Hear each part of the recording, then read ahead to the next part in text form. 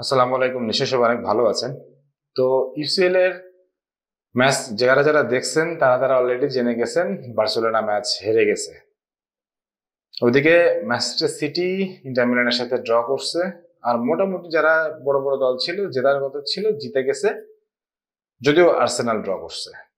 তো এই তিনটা ম্যাচ আমার কাছে মনে হয়েছে যে আনএক্সপেক্টেড হয়ে গেছে। তো বার্সেলোনা ম্যাচটা নিয়ে স্পেশালি কথা বলবো, তার আগে একটু ম্যানচেস্টার সিটি আর ইন্টার মিলানের ম্যাচটা নিয়ে কথা বলি। আমার কাছে মনে হয়েছে যে ম্যানচেস্টার সিটি থেকে ইন্টার মিলান ড্র করে আসছে, আমি অন্তত ওকে বিলিভ করতে পারতেছি না। আর্সেনাল জিততে পারে নাই, ভালো খেলে ভালো দল জিততে পারে নাই, এটা অতটা আমি অবাক হচ্ছি না। কিন্তু অবাক হচ্ছি বার্সেলোনা মোনাকোতে গিয়ে ধরা খেয়েছে। বার্সেলোনা যারা ডাইহার্ড ফ্যান আছেন তারা মনে হয় জার্সি টার্সি গুছাই ফেলছেন যে এই ইউসিএল এ কিছু হবে না। আমি তাদেরকে বলবো শান্ত হন, এখনো ইউসিএল এর অনেক পথ বাকি আছে। Barcelona will come back. Hansi Flick, আমি অতটা দুর্দান্ত কোচ বলবো না, তারপর আমি এইটুকু বলবো সে যেভাবে খেলায় তাতে বার্সেলোনার ঘুরে দাঁড়ানোর অনেক সুযোগ আছে, সে ঘুরে দাঁড়াবে। তবে বার্সেলোনা মোনাকো ম্যাচটা নিয়ে যদি প্রথমে একটু কথা বলি, এই ম্যাচটা আমার কাছে মনে হয়েছে যে বার্সেলোনা হয়ে গেছে মোনাকো আর মোনাকো হয়ে গেছে বার্সেলোনা। ইনফ্যাক্ট বার্সেলোনা একটা রেড কার্ডও খাইছে। বিষয়টা হচ্ছে যে দেখেন, বল পজিশন ওয়াইজ যদি যাই তাহলে মোনাকো 56% বল পজিশন রাখছে, 44% বার্সেলোনা। আর শর্টস অন টার্গেটে মাত্র একটা শর্টস নিচ্ছে বার্সেলোনা, ওদিকে মোনাকো নিচ্ছে প্রায় ওভার 4-5। তো এতেই প্রমাণিত হচ্ছে যে মোনাকো নিজেদের মাটিতে বার্সেলোনাকে কতটুকু চাপে রাখছিল, কতটুকু দুর্দান্ত খেলছে। আমি অন্তত পক্ষে খেলাটা দেখে মনে হয়েছে যে এই হারটাও মনে হয় বার্সেলোনা প্রাপ্য ছিল। বার্সেলোনা এই হারটা প্রাপ্য ছিল এই কারণে বার্সেলোনা মতো খেলতে পারে নাই। বার্সেলোনার মিডে বেশ ভালো দুর্বলতা ফুটে উঠছে। ইভেন উইং এ লামিন ইয়ামাল যথেষ্ট চেষ্টা করছে। ওভারঅল আমার কাছে মনে হইলো যে বার্সেলোনা হয়তো তাদের ট্যাকটিক্সের কারণে হেরে গেছে। হতে পারে তাদের ওভার কনফিডেন্স, হতে পারে তাদের মোনাকোকে নিয়ে ঠিক মতো স্ট্যাটিক আলাপটা না করা।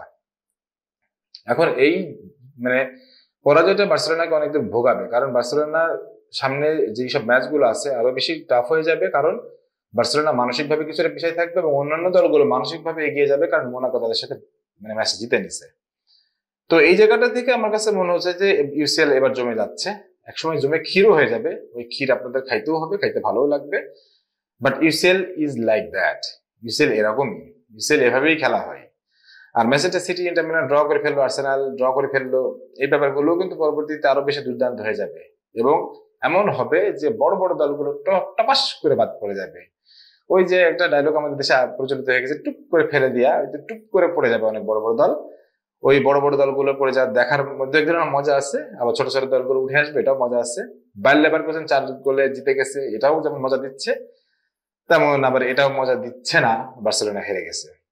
ফুটবলের সৌন্দর্যের জন্য বার্সেলোনার হেরে যাওয়াটা হয়তো ভালো না, কিন্তু ফুটবল আবার এটাও বলছে যে ফুটবল এই আনপ্রেডিক্টেবল গেমসটাই কিন্তু আপনাকে 90 মিনিট বেঁধে রাখে, শুধুমাত্র ভালো দল খারাপ দলকে বিবেচনা করতে দেয় না। যাই হোক, ইউসিএল নিয়ে আজকে অনেকগুলো আরো ম্যাচ আছে, ইউসিএল নিয়ে আরো আলাপ করবো। আপনারা ইউসিএল নিয়ে আরো কি কি ভিডিও দেখতে চান সেটা অবশ্যই কমেন্ট সেকশনে একটু জানা যাবেন, স্পেসিফিক জানা যাবেন যে এই বিষয়ে ভিডিও দেখতে চাই। দ্বিতীয়ত যে ব্যাপারটা নিয়ে কথা বলবো, বাংলাদেশ ভার্সেস ইন্ডিয়া যে টেস্ট ম্যাচটা হলো, এই টেস্ট ম্যাচটা প্রথম দিনের বাংলাদেশের পেস অ্যাটাক দেখে আমার কাছে মনে হয়েছে যে আমি অবাক হয়ে গেছি।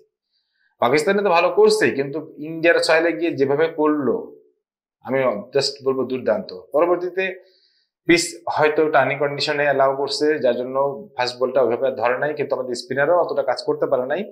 রবিচন্দ্রন আশ্বিনের মতন একটা খেলোয়াড় সেঞ্চুরি করে ফেলছে, আমি তাকে খারাপ বলতেছি না, বাট সে যখন সেঞ্চুরি করে ফেলবে তখন বুঝতে হবে যে ওই সময় আমাদের বোলিং ভালো হয় নাই। দ্বিতীয়ত আমি যে জিনিসটা খেয়াল করে দেখলাম সেটা হচ্ছে যে বাংলাদেশ এই ম্যাচে থাকতে পারতো যদি আমাদের প্রথম ইনিংসে ব্যাটিং হইতো। অ্যাটলিস্ট যদি আমরা 100 রানও ছেড়ে দিয়ে রাখতাম, তাও আমরা একটা জেতার চান্সে খেলতাম, কারণ 26 রানে 6 উইকেট পাকিস্তানে পড়ে যাওয়ার পরেও আমরা জেতার চান্সে খেলছি এবং আমরা সেই জিনিসটা এখনো করতে পারতাম। যাক, let's hope for the best. দেখা যাক বাংলাদেশ কতটুকু আটকায় রাখতে পারে এবং কতটা ভালো খেলতে পারে।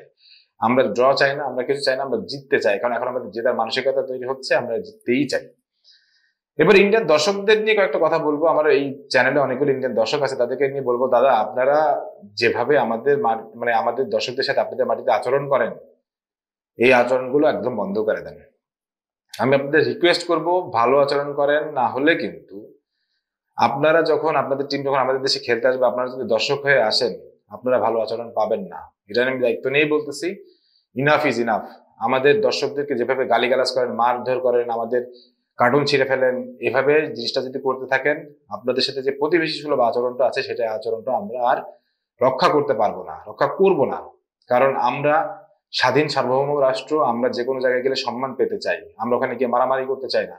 কিন্তু আপনারা যদি আমাদের সাথে দুর্দান্ত খারাপ আচরণ শুরু করেন, সেই জিনিসটা আমাদের ভাবতে হবে, এবং তখন আমরা এটাই করব, আপনারা যেটা দিয়েছেন সেটা ফিডব্যাক আমরা দিব।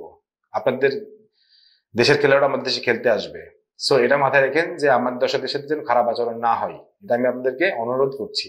যদি খারাপ আচরণ হয়, এই খারাপ আচরণটা আপনাদেরকে নিতে হবে।